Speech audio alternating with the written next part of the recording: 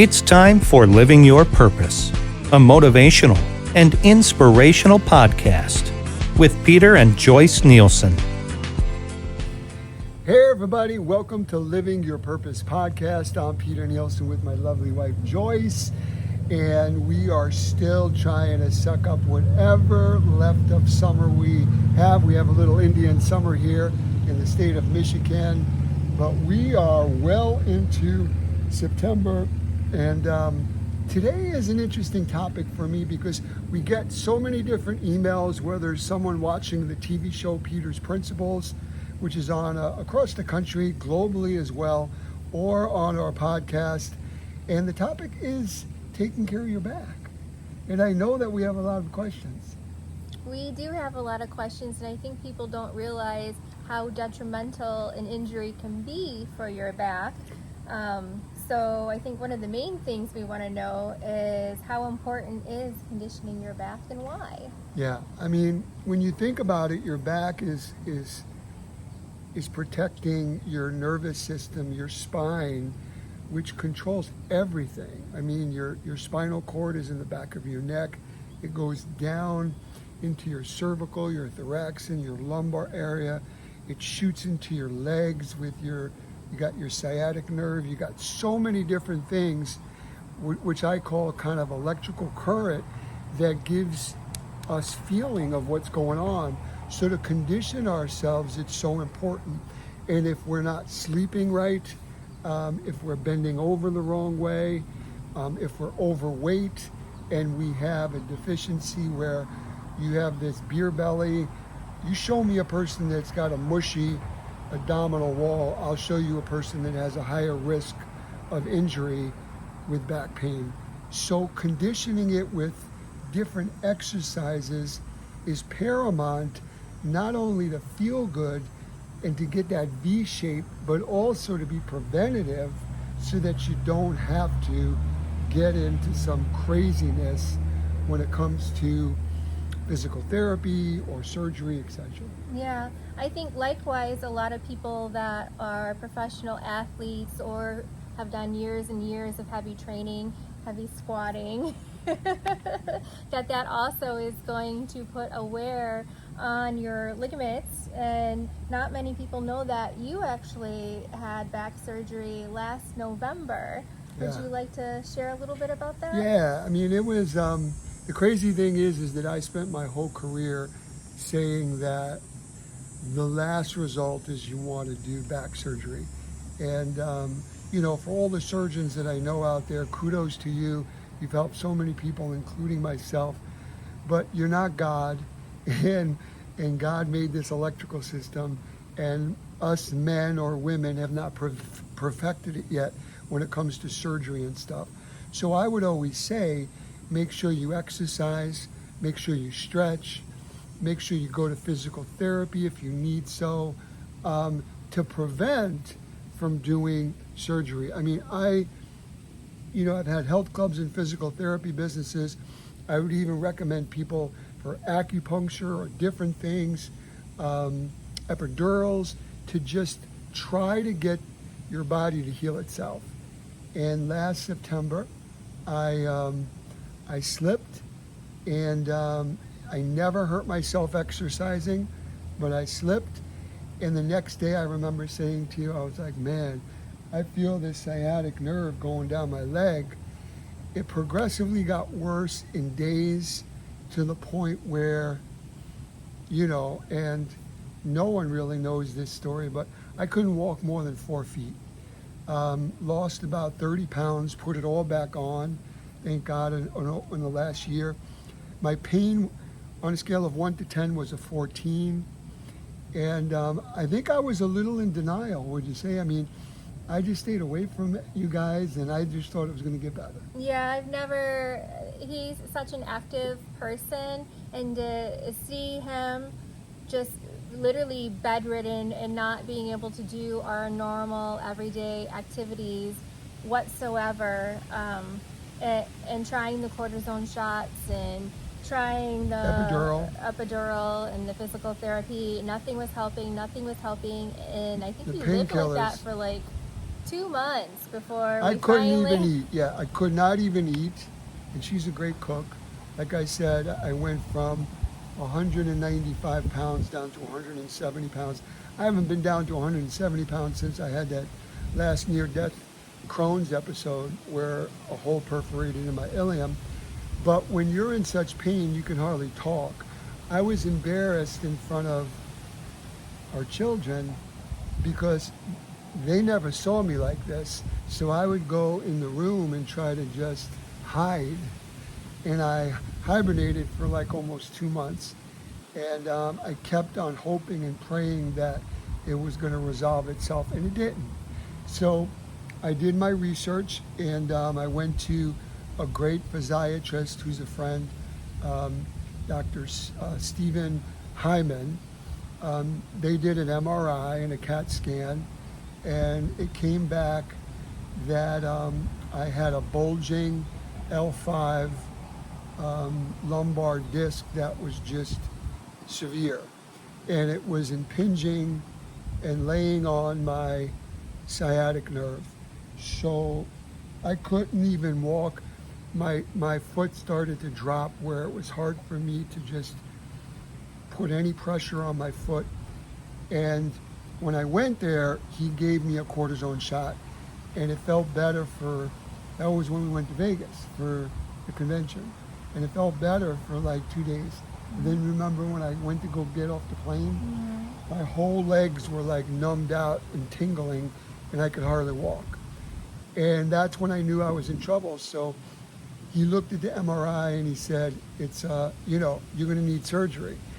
And with all due respect, he's a physiatrist, which is a physical medicine doctor, nice guy, really like him, top of the game. I would recommend him, but he's not me, and I'm thinking that I'm going to heal.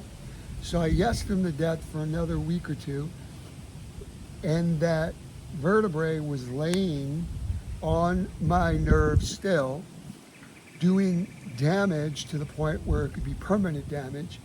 And so here I go, and I visited Dr. Christopher Elia, young guy, top of his game, neurosurgeon, and he looks at the MRI and he's like, you need surgery like yesterday.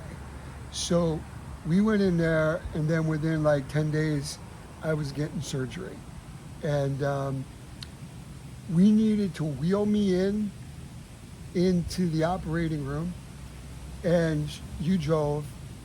And then a few hours later, that same day, I woke up and I was able to walk with zero pain to the car. After they removed, what was it, 2.5 inches? Yeah, they removed 4 centimeters of my L5 vertebrae. And he said that he never saw such severe compression on a nerve. And I still have, I don't even want to put it out in the universe, but I still have tingles and numbness every night. I don't have any pain. I'm working out great, but the longer you wait and you have a vertebrae that's on your sciatic nerve, the greater the chance of you doing permanent, forever damage to that nerve.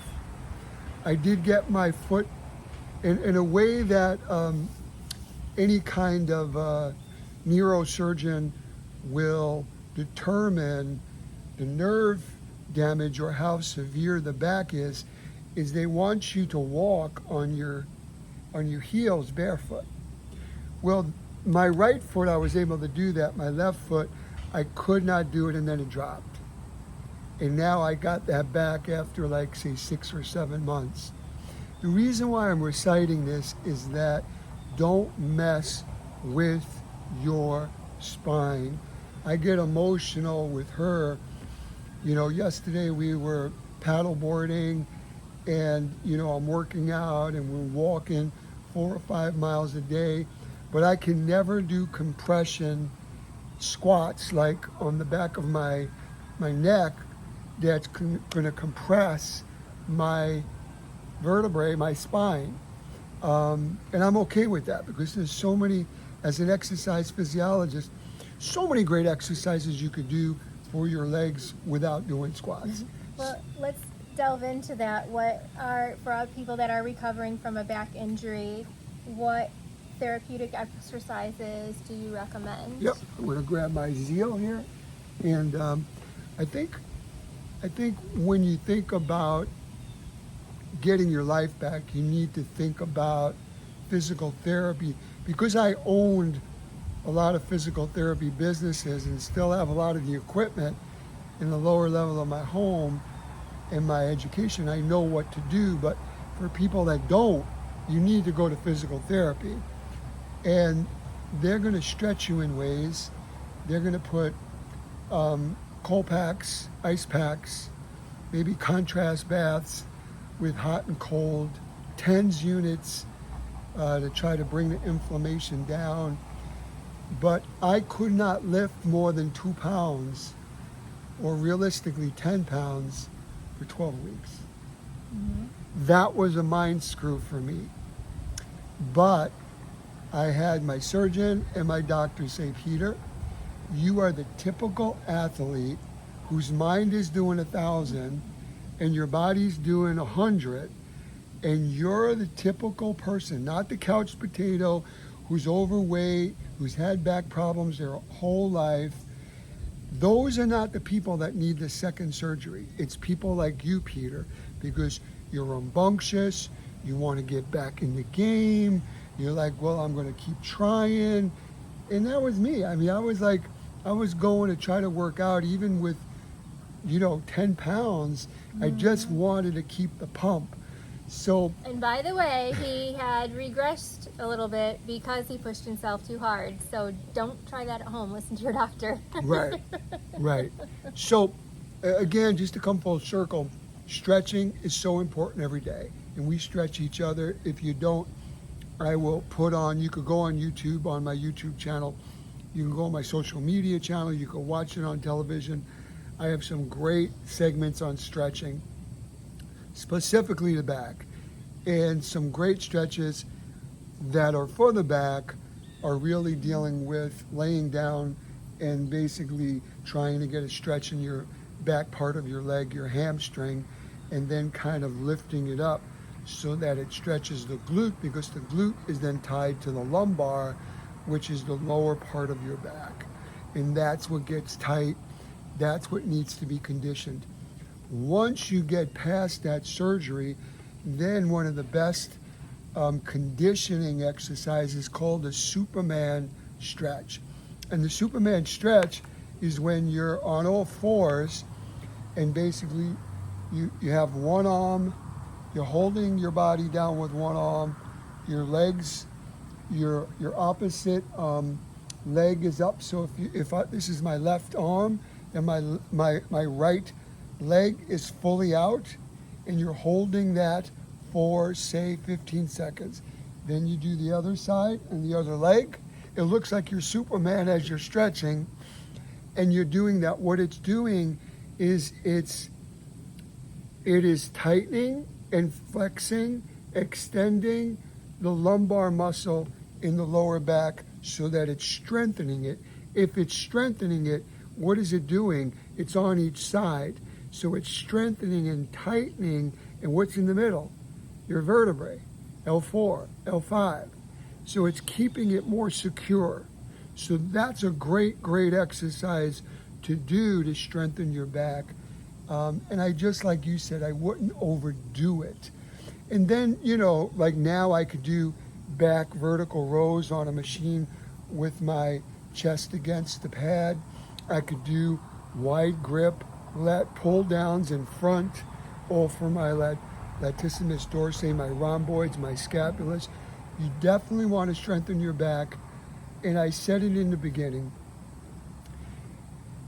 most people will experience some sort of back pain. And for people that do, you know what I'm talking about. I mean, it can be crippling. I've never been on painkillers other than when I had the resection with Crohn's disease. And the painkillers literally didn't even take the edge off. I mean, that's how bad it was. I remember. So for people that are looking for preventative measures, what kind of conditioning and exercises would you recommend? Like, do they use a weight training belt? What exercises? How often do you do that? It's another great question. Let's continue with conditioning. One of the best things that I have done since the surgery is walking with you. Because the body is not made to lay down. And the crazy thing is we have a really comfortable bed. And when I lay down, this left thigh and left big toe goes numb, tingles, burns, feels like it's cold, and it's weird. When I'm walking, I'm literally using my glutes, my lumbar, my hamstrings. So I'm working all these muscles, getting blood in the area, warming up that area, and really helping keep my spine healthy. So that's important. Once you do the Superman stretches, once you're conditioning the lumbar area of your back, I would recommend a 4-inch nylon, comes in different colors, you could buy it at Dunham Sports, weight training belt. It keeps an honest person honest, because say if all of a sudden you're going to bend down to pick up a 30-pound dumbbell, and say you're doing it on one leg, and you're going to be lifting it wrong. You just want to go get it and then do the exercise. When you have that 4-inch weight training belt going around your lumbar, going and tightening it here, it's like a shock absorption system where it's going to take that blunt before it blows out your back or herniates a disc or ruptures a disc. So I think that's a great, right now, if you saw, there's a lot of leaves falling down, even though the weather is in the 70s, high 70s, and maybe the low 50s at nighttime. Fall is literally here. And before you know it, all these beautiful trees just dump on us. And then what do us men and women sometimes want to do? We want to conquer it. So we go to the hardware store, we get these big leaf bags, and we're going to do it. And we're bending all weird ways, like in pretzels. And then we wonder why, Advil and Excedrin and all these other over-the-counters are multi-billion-dollar companies, because we don't bend right, we don't condition ourselves right, and a lot of us have back problems from not working out correctly, slipping and falling like me, or being overweight. So for times like this, I would use that weight training belt for lifting leaves, raking leaves. I would use it for when the snow comes and you're lifting heavy snow. Think about this. The average shovel of snow is 10 pounds. You put it out like this, it's 15 times that.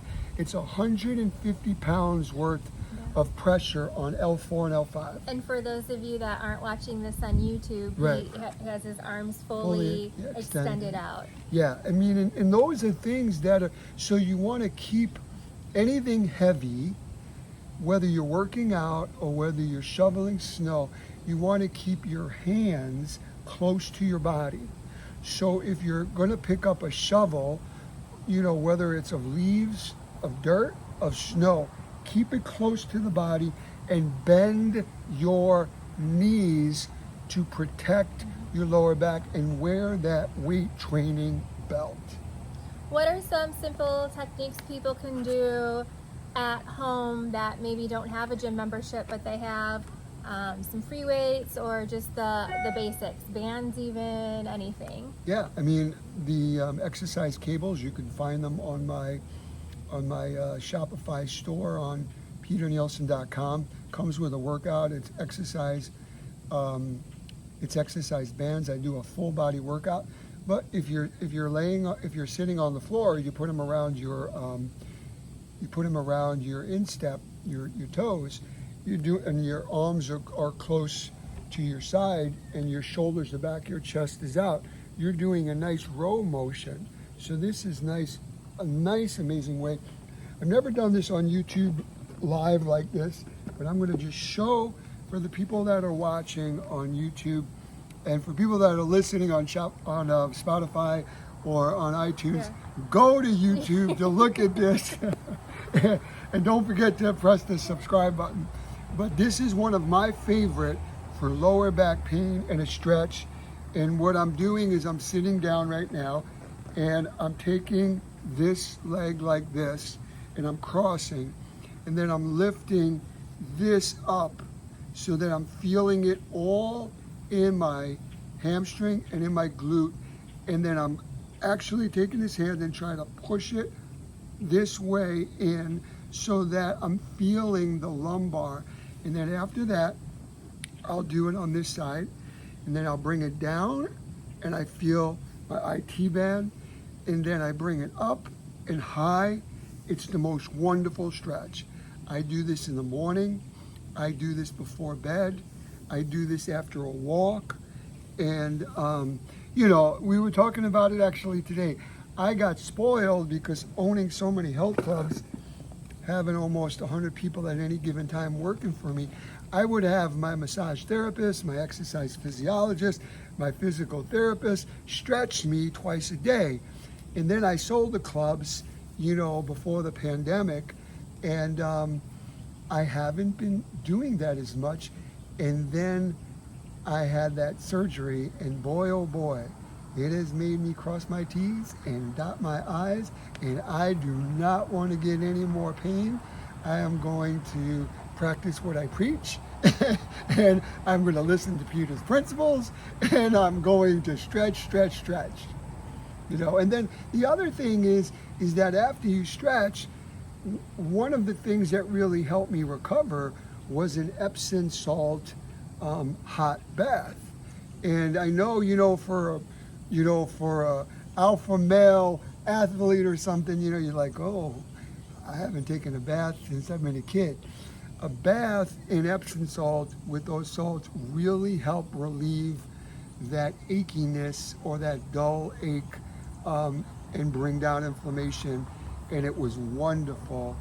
But if you do have pain after exercise, even if you don't and it's after surgery, I would recommend icing it 20 minutes on, 40 minutes off, and then you can repeat that a few times a day. You even do that for your sacrum and for a pinched nerve that you've had, correct? Yeah. Helps a ton. I mean, so I hope that's answered a lot of the people's questions, because you really need, you could have a lot of things in this world that will give you comfort. You could have money, you could have a roof over your head, you could have a great relationship, you could have a wonderful career, but your health is your wealth. And if you go down with something like a back situation, it literally can paralyze you. I mean, I know friends that changes your whole lifestyle. It changes your whole lifestyle. And Joyce and I, we love expeditions and we love to explore, and we just love that. So that's why you need to really honor your body. You need to take care of your body. I mean, even what this wonderful shirt says, we're all created, to live a purposeful life. That's what this podcast is all about. That's how I live and how you live your life. So I hope that this show has provoked your spirit to get off of the sidelines, get back in the game, stop feeling sorry for yourself. Hopefully this episode has given you some applications to get started. I would love to help you. You can go to transformwithpeter.com. I have amazing courses for back injuries. I can put together macronutrient meal planning for you. You can find out events that we'll be doing, the times of the TV show and this podcast.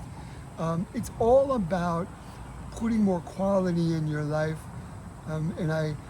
We were talking in Houston, and one of the things that I talked about was the importance of that mind shift, getting your mind out of the gutter. And also that change is inevitable. I mean, aging, it's change. So my recovery time at the age I am now versus 30 years ago is different. I need more recovery. I need more sleep.